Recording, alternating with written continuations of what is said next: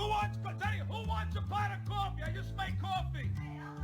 You want a cup of coffee? Sure, there you go.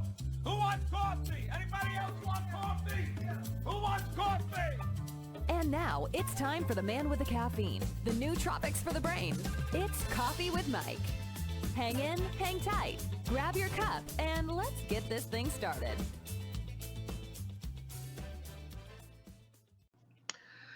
Hey, welcome back, everybody, to Java Chat. This is Coffee with Mike, sitting here with my guest today, Marla Goldberg, and this is going to be interesting. This is another one, kind of like if you guys listen to Joyce Deshay, we have a healer here, somebody that's going to be talking about some really cool stuff. So sit back, relax, and enjoy. Marla, thank you for joining us today on Java Chat. Thanks, Mike. Thank you for inviting me on. Appreciate Absolutely. it. Hey, so tell me, how did you get your start in all of this? Where does this all begin?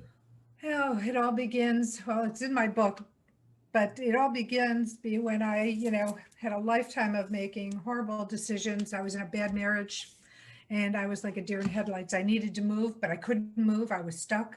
I didn't know where to go. And there was a woman who was lecturing at a women's conference about how to heal yourself.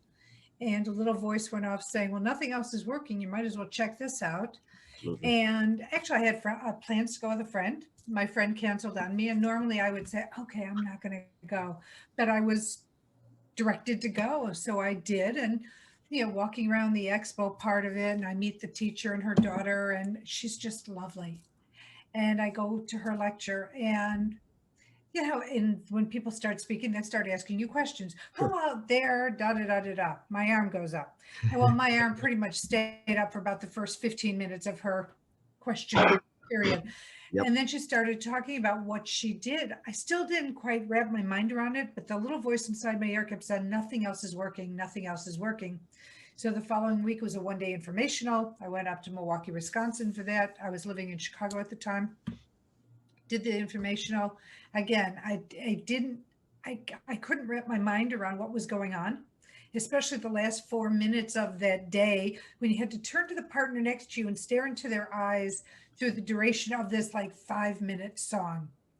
And it's just like, oh my God, how much longer do I have to do this? It was very uncomfortable. It's very uncomfortable. Say, slightly awkward. Yes, very much so. But she goes, who's going to sign up for the basic? And of course, my hand just jumped up and I said, okay. And I did.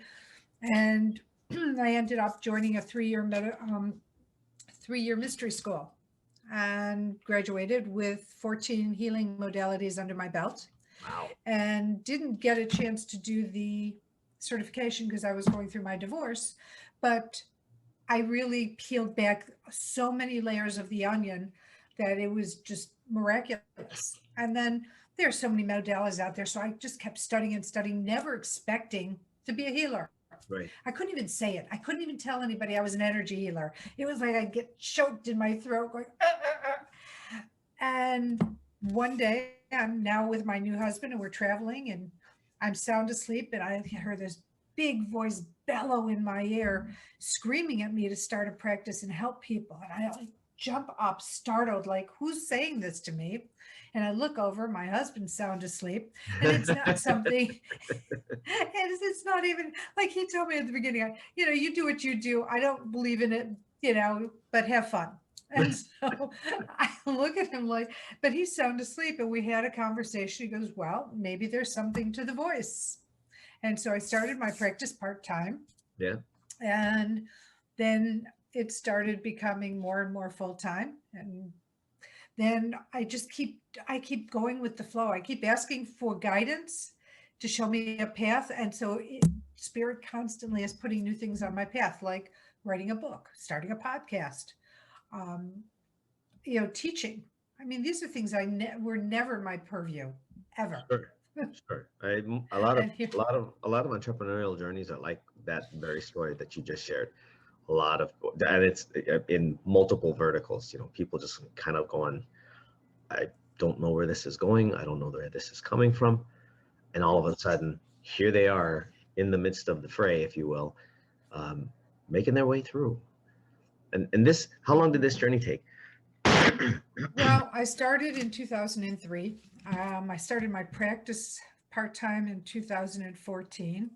In 2017, I met with a coach and she goes, Marla, why do you keep turning down all these opportunities? She goes, I haven't heard of anybody having as many opportunities as you have. And so, because I did, I kept saying, oh no, I'm not going to do this. Like Voice America kept reaching out to me about doing my podcast. And no, I'm not going to do that because I was always a behind the scenes kind of person. I'm very comfortable behind the scenes, not so much in the front. And and so it was a big leap to do a lot of the things that I did. But I made 2018, you know, Chandra Rhimes, she had this miraculous year. She had a year of yes. Mhm. She lost, you know, a zillion pounds. This happened, that happened. All these miraculous things happened because she started saying yes. Well, the That's same thing happened to me. that's awesome. Out of all of those yeses, what was the one that was the most satisfying? Oh God, there's so many. I'm I love sure. my podcast. I love my podcast. I love meeting the people I get to meet. I love getting to know them. I love being able to, you know, pull out information, to extrapolate information so that they can share that with the listening audience. And hopefully the listening audience will really be able to get some solid takeaways, some golden nuggets. I have a question about that awkward Yes. 5 minutes. Yes. Besides the fact of, good Lord, how long do we have to do this? What else runs through your mind? I don't even remember. It was so long ago. But it was just so uncomfortable. And I kept looking at him like, don't turn away, don't turn your eyes away, because the immediate reaction you want to do is, you know, shift your eyes just so you break the focus. And I'm also very literal. So it's like, no, she said, look. So I had to just keep forcing myself to keep my eyes focused and not turn away. I think And I think I was trying to keep my mind as blank as possible. interestingly enough, because I've had to do that exercise too. This whole human connection that a lot of people miss, even in small conversations, short little, from good mornings to, you know, discussing whatever. Like even here, I live in Las Vegas, so when I walk down the street now, today, I look for people's eyes. I look to see if there's a connection. And if they do look up, I smile, they smile back, you know, working the law of reciprocation, obviously, but giving to somebody who may not know they need that smile. And I think a lot of people missed. Yeah, it's friggin' awkward. The first time I did it, because I did it, I had to do that too. You want to talk about awkward, super uncomfortable, because the person whose eyes I was staring into was gorgeous. And Oh.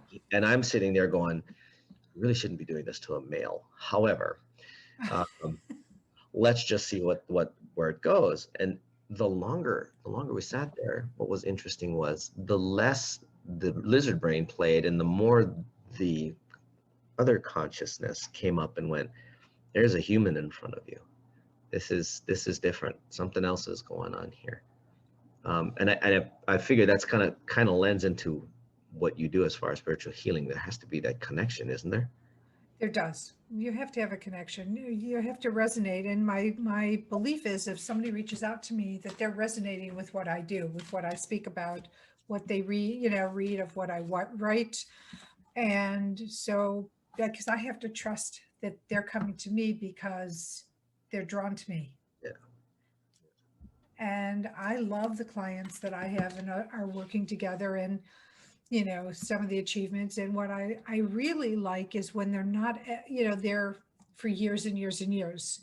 They're there and then they, you know, they may come back, but that they're, whatever's going on with them, they feel healed enough to move forward in their life until there's something else that they need to work on. When you came out of, well, I shouldn't say when you came out of, when you got into your practice, what were some of the challenges you faced? Well, the biggest one was me. The biggest challenge was me because I had to put myself out there as a healer. And people knew me as the serial entrepreneur. I had a event management company. I had a bakery. I had a candy manufacturing business. I had a pet taxi, so I had all these varied businesses. And now all of a sudden I'm coming out saying, well, I'm an energy healer. And people look at you like, wait a minute, you've done X, Y, and Z. And now all of a sudden here you are. And so Here's all the stuff we're used to you with. What? Exactly. That's exactly it. Yes. So it's just, so I would do complimentary sessions for people so that they could get a feel of what I did. And it's amazing on how many people started crying, which is good because it's a cleansing. It's not crying because I was so terrible. Yeah, we sure hope not anyway. But because I brought up issues from their life, they're like, oh my God, how do you know this? And we cleared it. We just cleared it. And they felt such relief at the end. So I was happy about that. It's interesting to see, because I used to work in some of the massage therapy back in Hawaii. It's interesting to see when that happens, how people literally shift. Well, we see the energy shift, Right. but then we see their attitude, their physiology, and their life starts shifting. And all of a sudden it's like, when you ask, how have you been? And all of a sudden it's like, well, let me tell you, oh, blah, and all of this, and this was great, and all this. Really, that's interesting. I wonder how that happened. Exactly. And here's the thing about energy healing that I think people have a misnomer about. We are conduits for the energy. The client is actually the one who does the work. Yeah. We bring whatever modality we bring and how we bring it, but this is a partnership, so I do my part. My client has to do their part. And if they say, well, this didn't work, you didn't do it. And it's like, well, what didn't you do? I mean, you've got to look at what you didn't follow through on as well as a client. Yeah, there's always work to be done. It doesn't stop at the session. Right. No, I had one client, although this is more physical. When he came to me, he was impossible to manipulate. He was just rigid. He was hard as a board. By the end of 3 sessions, I got him flexible enough that I could almost fold him into a pretzel. With that good stretching, good work, blah blah blah. Nice. Comes back the next week, completely rigid as a board again. I said, all right, what did you do? Right. What happened this week? And it turns out he had a condition that a lot of Olympians face when they're past their competition phase of their lives. Overstimulated adrenaline glands and their bodies just tighten up. It took a naturopath to figure that out, but it's like, dude, you're supposed to be doing stuff in order to be able to remain here. It's like, yeah, I know, I forgot. Yeah, you can't forget. You gotta keep the practice going beyond where we're at here. Otherwise, Right. it's not gonna really do you. Is your massage a Thai massage? It was different. There was a whole bunch of different ones. I didn't do Thai. I did more Lomi and. Oh, I love Lomi. Yeah, well, because I'm Hawaiian, so I had to learn it, and it works really well. But it still takes, you have to take care of yourself after that. You can't just coming back to me and expect to do the same thing we did last time. Right, exactly. Especially go ahead, I'm sorry. Especially in that condition. Yeah, and I'm glad I'm able to put this out there because it's not a subject I talk about very often, the partnership piece. And a lot of people go in expecting you to be the miracle worker. It's not how it works. And it's, this is a partnership. What's funny is that most people don't realize that the miracles get worked within themselves. Yes. It's their own miracle workings. They just never known how to do it. So having an energy healer like yourself to help facilitate the work, guiding them through it, makes it a lot easier. It makes it a lot, I shouldn't say easier, it's never easy, but it makes it a lot more doable. Yes. Definitely. Yes. Well, that's awesome. And so today you have a thriving practice. I'm assuming you're definitely out and about doing your podcast. You have a book and you're doing hopefully wonderful things for some people. I'm curious, your practice is located where? I'm in North Carolina right now, but Nice. I do mostly everything in virtually. Good. So you're international beauty. Love Yes. that. What was one of the biggest challenges you've dealt with as far as clients are concerned? What's one of the stories that really gets you? Well, here I'm going to tell you a couple of stories. One story is a story about somebody who thought that I was going to do everything and do all the work, and what I did something very different, because I normally have a complimentary consultation ahead of time, 15-20 minutes. Sure. It usually goes a little bit longer, but in this particular woman, she had some issues based on a physical illness. Mhm. And I told her what, in an offshoot of the illness, is depression. Yeah. So I told her, this is what I'm going to do. And I gave her a step by step, what it's going to be, da da da, what she needs to do to hold the energy to let it assimilate. And Mhm. this was over an hour conversation. This is Sure. just a preliminary. So I go and I do the work, and I'm clearing and I'm doing, and at the end, I say, so how are you feeling? Did you clear up the depression? Boom, I felt her snap right back to where she was before I started. And and I shared with her, you need to let what we're doing assimilate. Don't think about it. Don't focus on it. Get busy doing something else. Drink a lot of water and get busy. Clear. Don't let your mind go there. And if you go Yeah. there, push it away. Because if you go there, you're just going to put yourself back in your same place. So Interesting how it that works. yeah, it is. It truly is. And it's funny because I've never told this story before, but it's going along with what we're talking about and how our clients are partners with us. But I will tell you a story about a mother who had a son who at the time was an All-American athlete, senior in high school, hadn't slept well for 10 years, but yet he had like medal after medal, won all these competitions. And she said, could you do a clearing on him? And because he was a minor, I was able to do it with her permission. Sure. And it was interesting because as I'm clearing, I'm hearing Ouija board. Oh my. And so I went to her afterwards. I said, I cleared him. I said, but did he play with a Ouija board when he was younger? And she goes, not that I know of, blah, blah, blah, blah, blah. And then we're talking to her husband. He goes, oh yeah, don't you remember his friend so-and-so brought over a Ouija board? He was like 7 years old, 8 years old, something like that.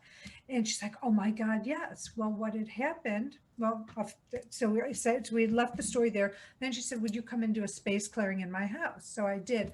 The primary disturbance was his bedroom. Yep. And when I went to his bedroom, what's interesting, All-American, right? There's no trophies, there's no awards, there's no posters, there's no books, it is the barest room, bare Wow. bookcase. I mean, just a bed, a nightstand, but there's nothing, no personal items at all, which is so unusual, That's highly especially, unusual for a performer. exactly. So then I, do my space clearing, and what had happened is a portal popped open because nobody, and I'm going to say this very, very definitively, I know a Ouijaologist, and she knows what she's doing. So if you know what you're doing, that's one thing, but the majority of people pull out these Ouija boards and they open up portals, and all these dark energies have a tendency to come in, and then they mess with you. Yep. What they did is they messed with this person and his room. And so let's say the room is 16 feet long by 10 feet wide. Mhm. I got 10 feet down before the energy stopped. From the edge of the bed to the window, there was no energy flow. It was totally blocked. Wow. And so then, so I did show me the energy flow. Now I see the block. Now let's go into the block, clear the block. And while I was there, the message was, see if he wants another bedroom. The room was cleared, but see if he wants another bedroom. And so the mother asked him, and he said, no, I'm okay. 2 weeks later, he said, you know what? I do want to change bedrooms. Moved into his brother's own bedroom, painted, decorated, books, awards, posters, all the teenage stuff, that the Sure. athletes put Sure. up. And the whole thing shifted for him. And from what I understand, he's still sleeping well. There are going to be a lot of people listening to this podcast that are going to be like, come on, let me be clear. I come from a place that has a lot of interesting energy happenings. It does. It's the best way to describe it. And not all of it's good. In fact, a lot of it's not good. In my culture, we had both light and dark as well, and there's a lot of dark out there. It's really weird. It's kind of one of the reasons why I moved away, is I needed to get to better places. Not that Las Vegas is that much greater, but it certainly got me out of where I was. And I think the big idea though is that there's light and dark everywhere you go. And Yes. whether you believe in it or not is irrelevant. You don't have to pay attention to it if you don't want to. That's fine. You can live life just as it is. But when you get to a point where you start realizing there's other stuff going on, take somebody like Marla to be able to come in and actually, figure out what's up. And there's some clear indicators when you run into those things, and that's when you need someone like Marla. So, guys, we're gonna take a short 30-second break, and when we come back, we're gonna talk about the whys, the inspirations, the motivations, and see where Marla's been drawing from to keep things moving in the right direction. All right, we'll be back in 30. And we're back here at Java Chat, hanging out with Marla Goldberg, and we were talking about some pretty cool stories there, especially the one about the young athlete. That was really neat.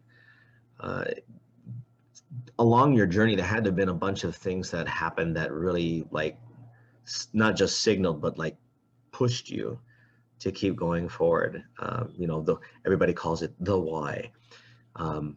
I think there's usually a little bit more than just the why. There are other things that happen that just keep egging you along, if you will.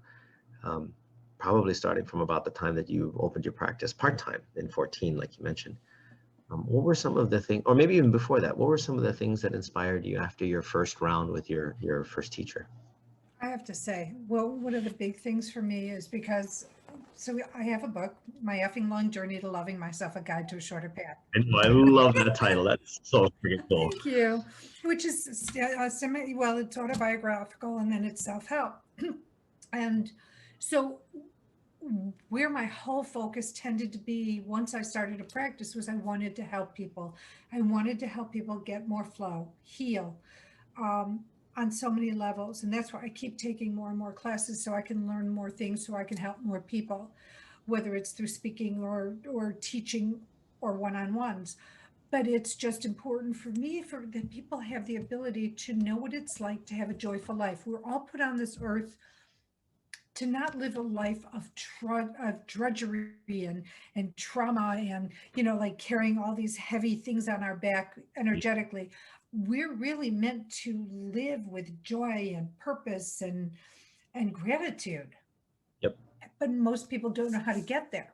And they don't know how to get there because the majority of people, and this is how do I say this? I was going to say it's of no fault to their families, even though it is, but they didn't know any better either. They weren't given tools. They did not know a different way. They just for example, I'm sure my father's father hit him with straps and shoes and stuff like that.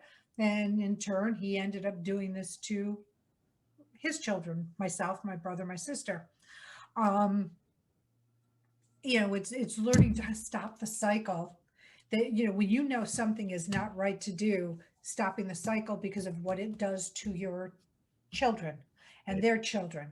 Even the words that people say to people, somebody might say something to a child and think it's funny, but they're a sponge, and it's going to affect their self-esteem. It's going to affect their ability to grow into healthy, egoed individuals. So a lot of us, the majority of us, walk around as wounded warriors. Yeah. Because we have been wounded. And so my whole focus is wanting to help raise consciousness and know that there's something more out there. Religion states, it doesn't make a difference what religion, that this is all, glass and mirrors. But it's real. I mean, it's more real than any organized religion that there is, in my opinion, spirituality. And so for me, it's helping people to live the life they were divinely meant to live. And so that's my big why. That how so during the time that you were going up, by the way, that's freaking awesome, and Thank you. it's a wonderful common thread through the healing community, which is also wonderful. The some of the other people that I've met that are in the healing space, if you will, it's amazing to see the what's the word? Because sometimes it's excitement, sometimes it's just, I guess the word would be just the joy of knowing that someone that they were able to help facilitate their continued journey no longer is blinded, if that's a good way to describe it, Yeah. by their own, what's the word, internal, I don't want to say biases, that gets used Well, to. but it's the internal negative self-talk that they heard growing up. Thank you, that's what And I'm looking for. Yeah. yeah, that they heard through, whether it's from parents, grandparents, other relatives, teachers, religious figures. People are very careless with their words, and words have power. Oh, extremely huge power. It's Huge. amazing. And I know somebody who had a child, and when the child was 2 years old, she called this child a name, and I'm like, oh, how could you do that? And of course, I was, verbally abused for, like, mind your own business. It's not yours. But the reality of it is this child grew up as a wounded warrior because of not only the words that were said, but the physical actions, through the disciplining of the children. Today, most children would say, I'm calling DCFS once they're old enough to use a phone and they know better. Like, I'm going to call on you. But yeah, that's the thing people don't realize.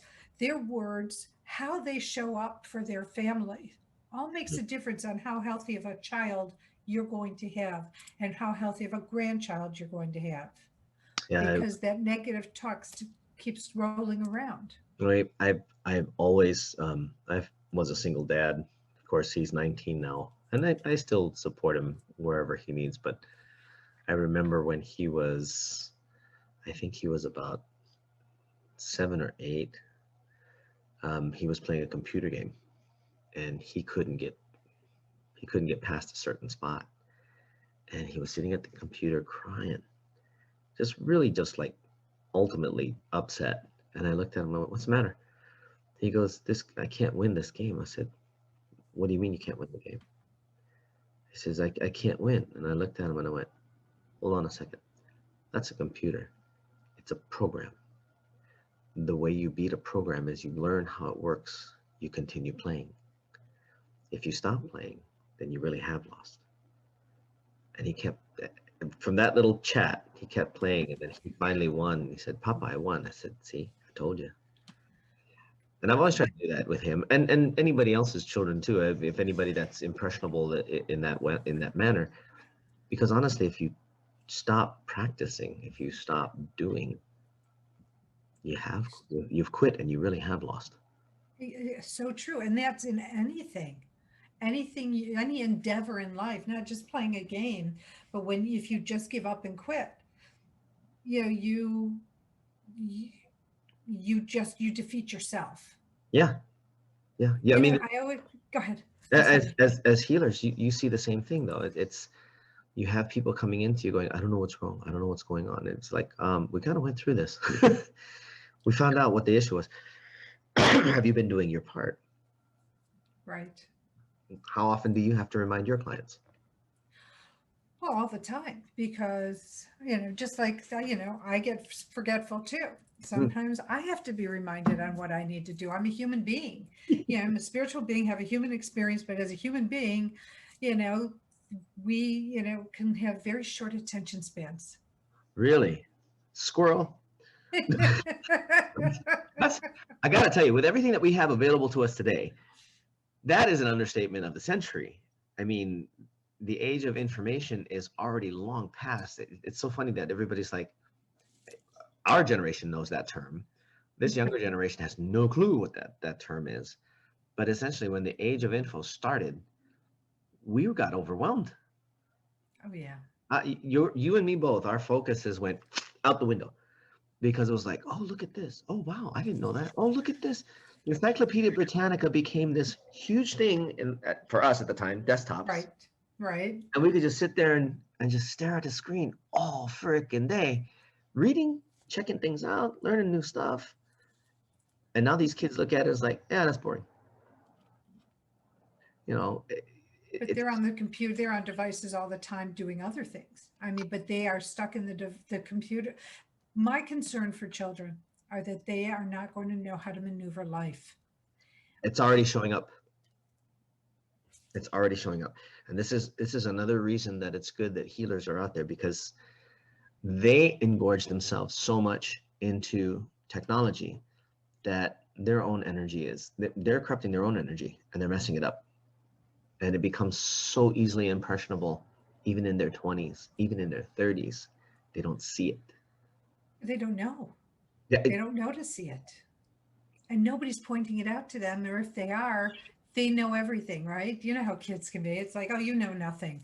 And then all of a sudden they're 50 years old going, I think my parents had something. That adult had, they might have had something to what they were saying. sounds familiar, doesn't it, Marla? That sounds real familiar for some weird reason. You're absolutely right. It's interesting to watch how they study.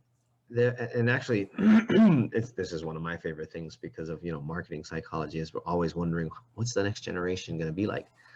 And Gen Z is one of those generations that's very adept at researching. Yes. To the point that if you get a group of 5 or 6 of them together, most of them will sit there on a table. One will get on the computer, or maybe 2. Now on their phones, and the others will talk while the other 2 are researching. It's the most amazing thing you've ever seen. In the old days, you couldn't get humans to sit together except to sit and bullshit about stuff. These kids want to know. Well, it's like Big Bang, right? I love that show, but they just research everything, and it's like, what about this? And they have these very esoteric kind of conversations that could be out there, but could be very real. Could be. Yeah, very much. But they come up with these concepts and then they research them together and they do all. But and I know it's a TV show, but the reality of it is there are people that, like you're saying, that are really looking to learn and know and change and make a difference. Yeah, it's nice to see that. And there's still though that danger of getting too far into it, if that makes sense, to the point that energies get disrupted and Yes. Yeah. So.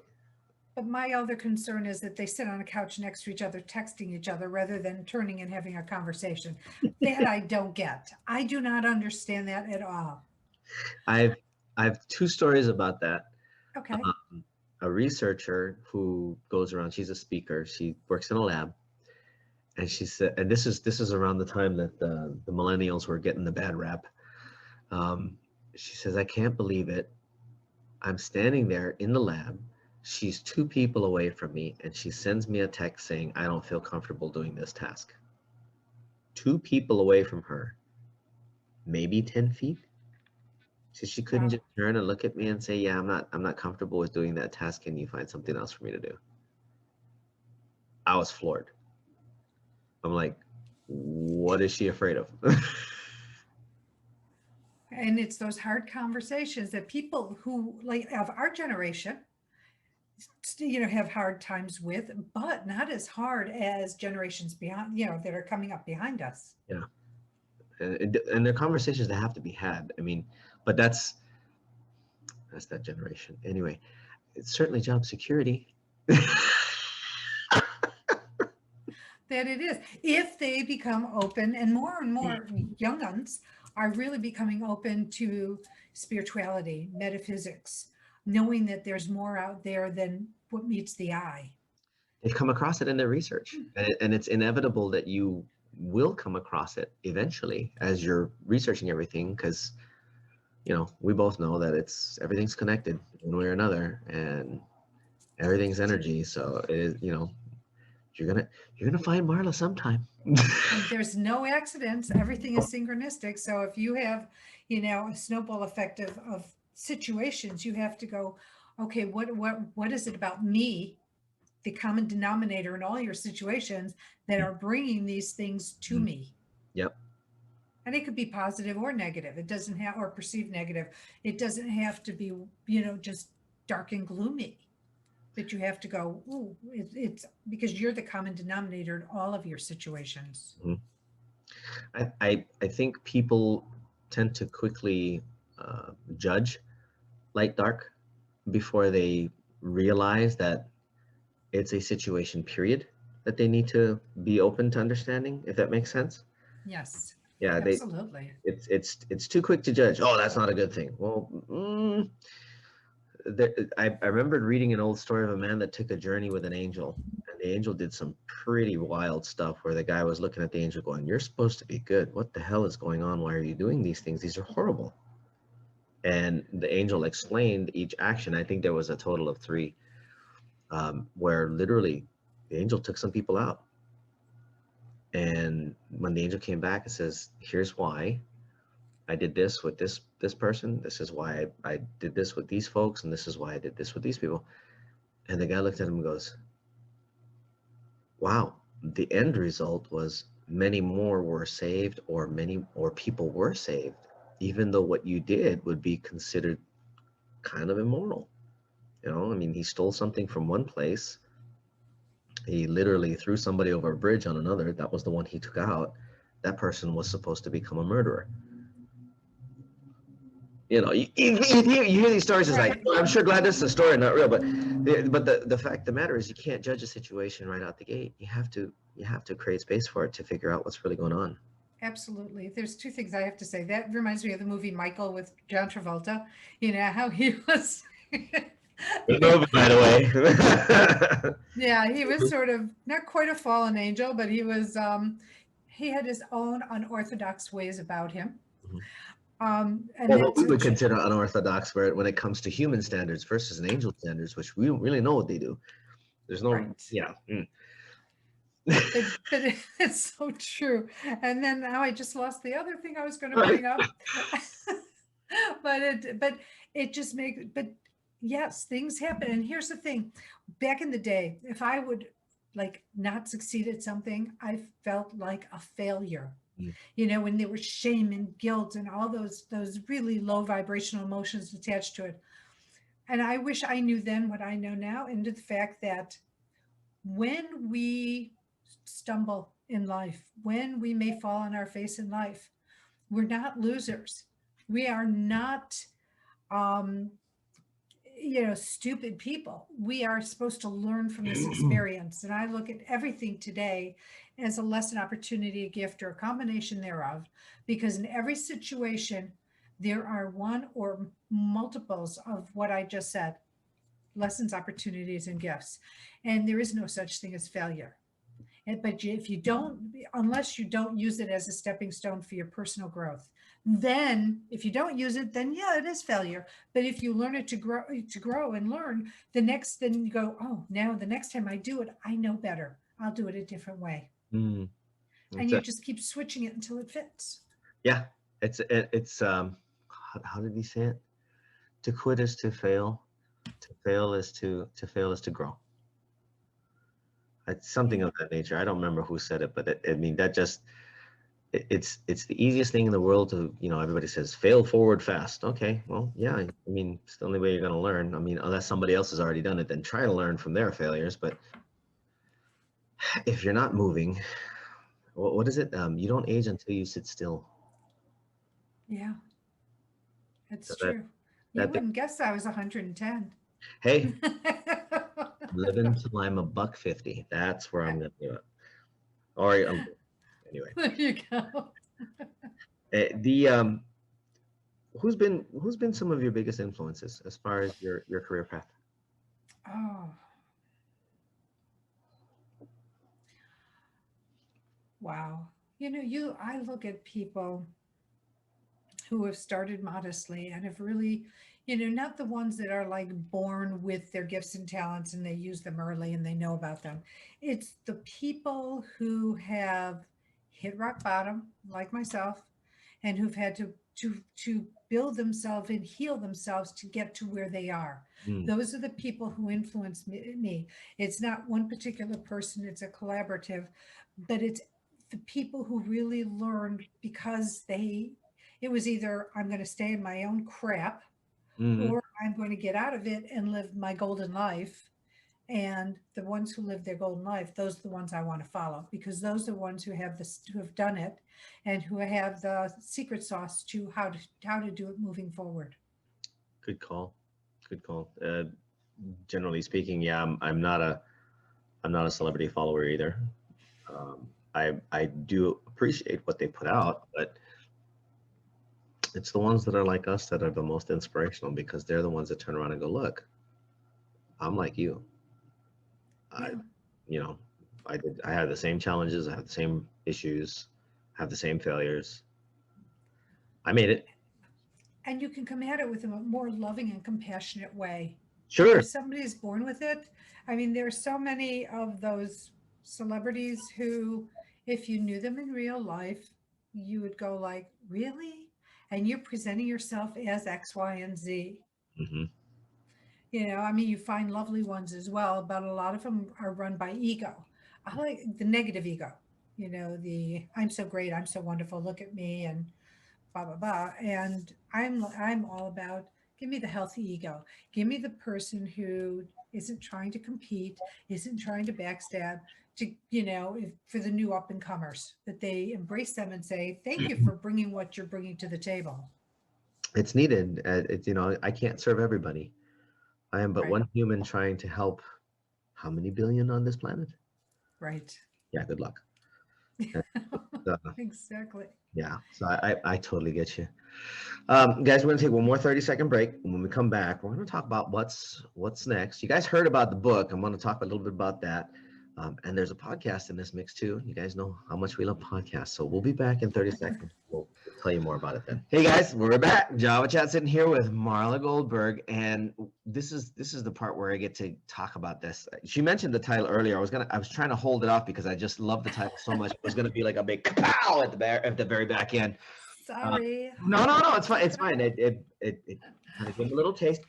The title of the book is My effing long journey to loving myself, a guide to a shorter path. I. Yeah, I don't know why your publisher allowed you to censor that, because there's another book called Unfuck Yourself, which I think is a perfect title as well. This has got to be something similar. What is it? Well, it's not semi-biographical. It's my autobiography, Mhm. and all the dysfunction and all the crap and the bad decisions I made throughout a period of my life until I started going down my spiritual path and healing and learning differently and how to live life differently. And so then, as I was writing it, it was funny because the reason I wrote it was I was prompted by a coach that I was working with. And he said, well, you need to write a book and be, this is how you stand up and be an expert and show your authority on your information and blah, blah, blah, blah. And I'm like, okay. And again, never, 5 psychics told me I was going to write a book, 5. And I said, no, absolutely not. I have nothing to write about. Who wants to hear what I have to say? It's one of those things. And so here I am. I'm like, okay, now I'm writing a book. And what I did was automatic writing. So I go in, I left my husband for a month. We bought a second home. And so I left him, and I would start my process by meditating, and I'd pick up my pen and I didn't type. I just did it longhand. And if anybody doesn't know what longhand is, it's pen and paper, and you just, scribe. And I just started writing, and I didn't pay attention. I didn't filter. I didn't edit. And I talk about doing this all the time. It's just automatic. Whatever comes out, comes out. And I would do this day after day after day. And then I started reading back what I was writing, and it's like, oh my God, that's my story. And then I started getting guidance from spirit saying, well, you need to make this a helping book. You need to make it a book to help, not just to vomit your personal life out to everybody, but give them a way to heal with it, help them. Sure, sure. So when I decided, okay, in the back of the book, I made a list of my top 14 techniques that I used and still use for processing and healing and forgiving and all that. And then I kept hearing more guidance like, no, you have to put it in the front of the book, in your autobiography, where you would have used us, how you would have used us, which ones you would have used. And so I didn't do it by title because it just would make it so long. So I just did it by the number. So in the back, you can find number 2, number 7. It's sort of like one of those old Chinese menus. You're like, I'll take Yeah, number yeah, 2, yeah. number 7, number Yeah, 6. yeah. And That's so, cool, actually. That really does. so, one part of my life, it's like, if I would have known then what I know now, I would have used to help process my pain, my hurt, my disappointment, whatever it might have been. And there was a ton of that Hmm. in my life. And Hmm. and I'm not saying it as a sob story because I healed. So there's nothing sob story about it. I'm one reviewer had said something like, "Oh my God, I had to put it down." And all the, but sometimes you have to go into the dark to find the light. You have to, deal with your crap and come out of it to know what the difference is. And so that's how I wrote the book. That's why I wrote the book. And that's, and it was also a very different way because most self-help books don't have a story with interjections. And then you could find out the instructions in the back, Yep. how Sure. to do it. And then I give you copious instructions on my modalities. Glossaries and appendixes. Boy, what a concept. Oh no, yeah. As if it was used once before, sometime back in the 70s and 80s. Oh, I don't know, what 70s and 80s, what are those? What Yeah, are those right. decades? One of my friends used to sit there and go, "Oh yeah, that was back in 19 forgotten." I'm like, "Hey, easy, easy. I don't forget the 19th." But that's awesome. So you literally have a hybrid story self-help book is what Yes. I'm hearing. Yeah. That's freaking cool. Who's it written for? For people like me, for Okay. people who have been brought up with dysfunctional families, whose life isn't working for them. They don't know how to shift their life circumstances. They don't know what to do. They don't know how to do it. They might not have the money to go to somebody. Mm. And that's who, I mean, it's written for all of the above and those I haven't mentioned, because there's so many people out there, as I mentioned earlier, that have been brought up by dysfunctional families because their families were brought up by dysfunctional families and so on and so on. And now you have easy ways to, release the repressed emotions, because how in the United States, don't cry, don't behave that way. I'll give you something to cry about. Big girls don't cry, boys don't cry, they don't emote, and so we end up pushing everything down. And guess what? We can only hold so much down before it regurgitates all over our life and body. I can't tell you how many times mine did on mine. Well, it's in the book. So, So you but, can tell us how many. well, I haven't counted, but there's a lot. But it's learning how to get all these repressed emotions out, because we are, everywhere, like women in the, in corporations, don't get angry because women aren't supposed to get emotional. You're not supposed to emote how you feel, but if a man did it, it's okay. That's going to work out real well. Right. And how many women in the 80s, more the 80s, the 90s, decided to let their masculine energy move forward and take over their life and put their feminine behind so that they could achieve and they could be and accomplish, which is what the male energy does. Mm-hmm. And now all of a sudden, they're pushing all their feminine emotions down and everything they feel because men aren't supposed to emote. Men aren't supposed to cry. Men aren't supposed to behave this way or that way. But if a man gets angry, it's acceptable. They're just showing their anger. But if a woman does that, it has an entirely different connotation. And you need to get this garbage up and out of your system because it will affect you physically. Oh, yeah. Oh, yeah. And so hanging on to it is so unhealthy. So I have like my favorite, I call it release by exertion. And let me pull back a second. Let me get this. Excuse me. This is one of my favorite things. Now, who's up for a beating? Now, caveat, never to use on a person, never to use on an animal, no child. This is strictly soft surface use. And so what I do, and I just have a mini one just as an example, that I have a full-size kid's bat, Nerf or plastic, Mhm. and you go to your mattress, you go to your sofa, you go to a pillow, and you start hitting it. Whether you want to focus, you can focus on something that's hurting you, or Mhm. you can just start hitting it because you just don't know what to do. Within 30 seconds, you will start screaming, you will start crying. The caveat is allow it to come out. Don't push it back down again. You're breaking it up for a reason. It's like having an ice pick breaking up the ice for a drink in the olden days, Mhm. Mhm. back in the 1900s. Back in the 19th. But Kind of sorry I yeah, even mentioned it that way. But anyway. this is one of my favorite things, and it is effective to just getting your emotions broken up and getting up and out. Now, you see the pillow behind me over my right shoulder? Okay, my original scream pillow that I designed for the purpose. I don't think I can grab it. Wait. I don't want to knock everything over. For the purpose of screaming. So I Not. wanted to make it funny. I Yeah. wanted people not to miss where they need to put their mouth. Just in case. It's a talking, I mean, it's a fun talking piece that it muffles the screams, but you can scream as loud as you want into here, and you're not going to disturb your neighbors, especially because so many of us live so close to people, I know. and you don't want to disturb them or alarm them, and all of a sudden have the police knock at your door, like, what's going on? You're screaming. Oh, it's primal screaming. I'm releasing. But screaming is another wonderful way to just get the emotions up and out, which is the first step into just feeling better. Because once you do that, you feel like you've lost 100 pounds. Agreed. It's so powerful. I've done that out in the wilderness, away from civilization. Sometimes when I go out hiking, we'll do one of Scare the those. snakes. I haven't come across any, so maybe that's true.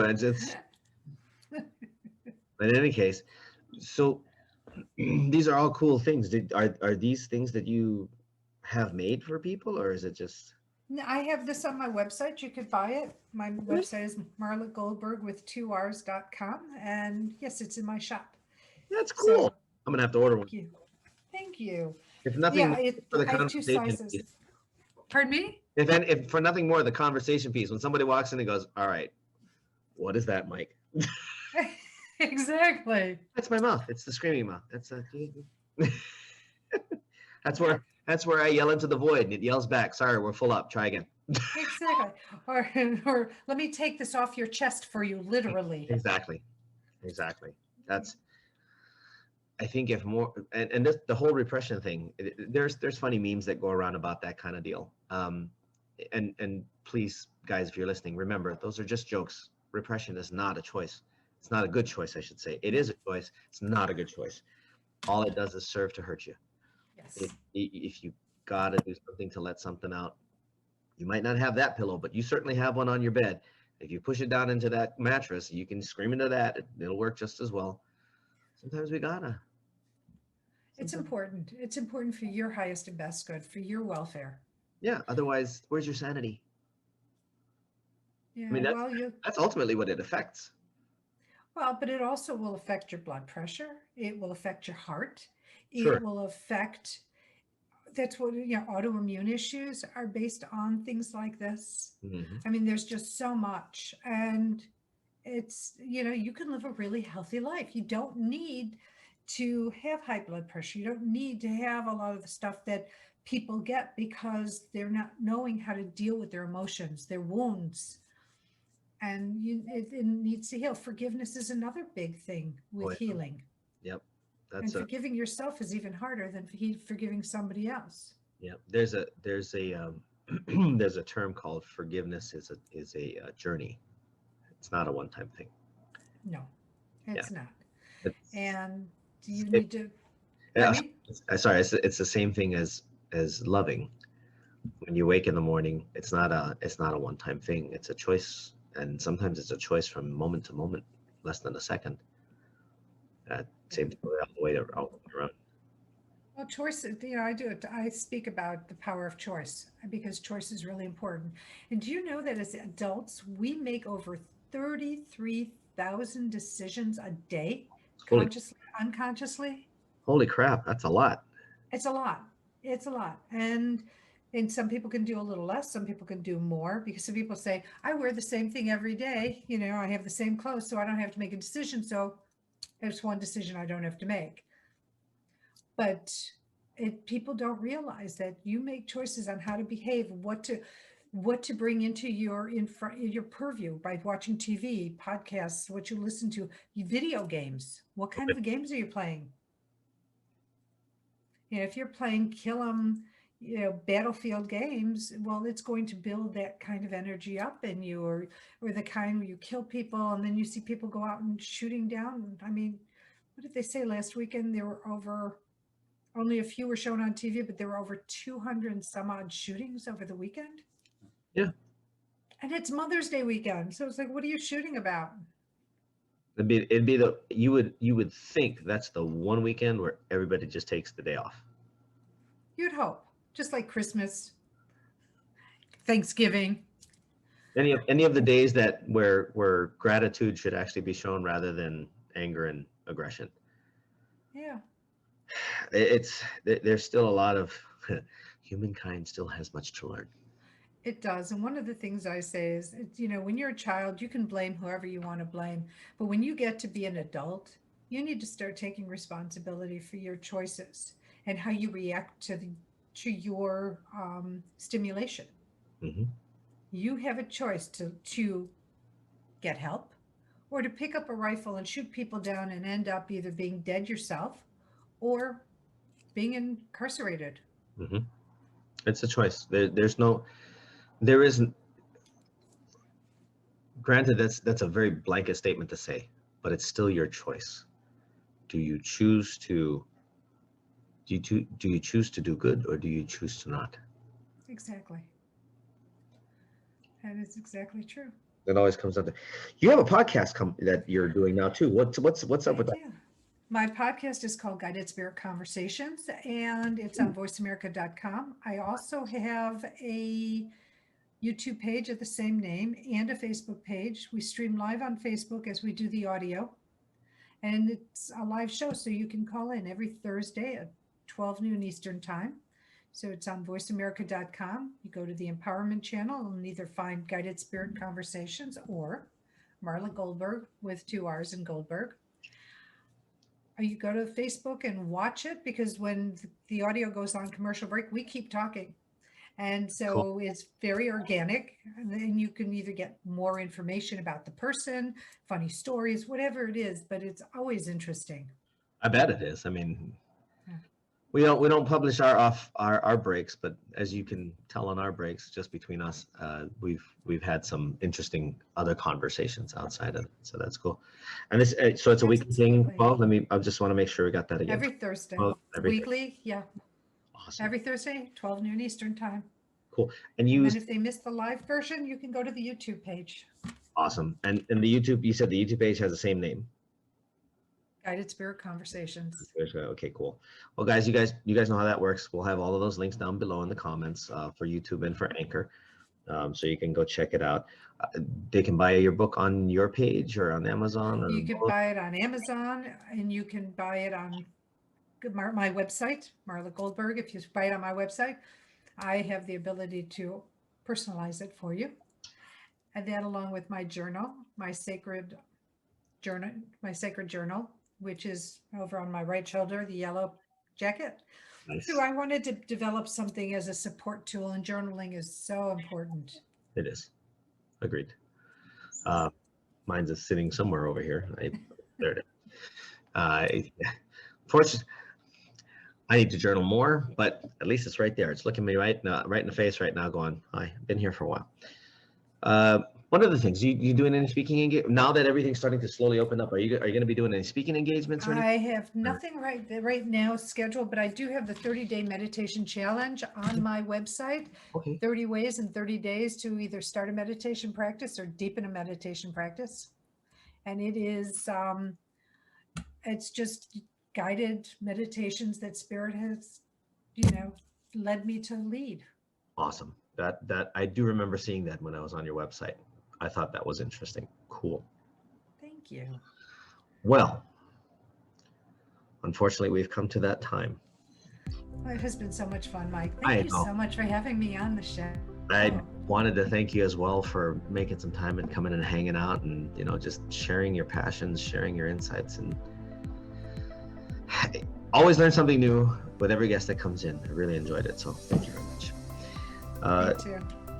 Everybody that's listening and watching, again, links down below for anything that you want to do. Go grab a book, go grab that pillow. Go grab that pillow. Pillow is awesome. If you're watching on YouTube, subscribe button, and then the button next to it, the bell. So that tells you when we get another wonderful guest like this to join us here on Java Chat. If you're listening on Anchor or any of the other platforms, subscribe, download, etc. If you're listening to us on Anchor, you can show us some support there. We could always use a little bit of support, We really do appreciate you making the time and taking the time to listen to these. We do these for you so that you can get a little insight into different aspects of life as an entrepreneur, as a business professional, as somebody who just happens to be dropping by and listening. Every guest has a unique take on their expertise. So feel free to stop by. Biggest one, you gotta know somebody that would love to hear some of this. Everything that we talked about today, somebody out there is gonna get some value out of it. Share it with them. Send them the video, send them the podcast, tell them, hey, I was listening to this and I thought this might be cool for you to listen to. I'll share it with you. That would be awesome. So, once more, take care of each other, keep going, stay up, stay safe, stay healthy, and live. For myself, Coffee with Mike, and Marla Goldberg. Ciao for now.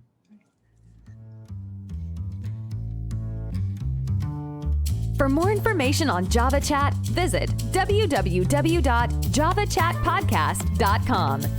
You've been listening to Coffee with Mike on Java Chat. Tune in weekly to this podcast for the next episode. You can also download or subscribe today on your favorite podcast platform. A production of Oasis Media Group, LLC. Located in Las Vegas, Nevada. Copyright 2019. All rights reserved.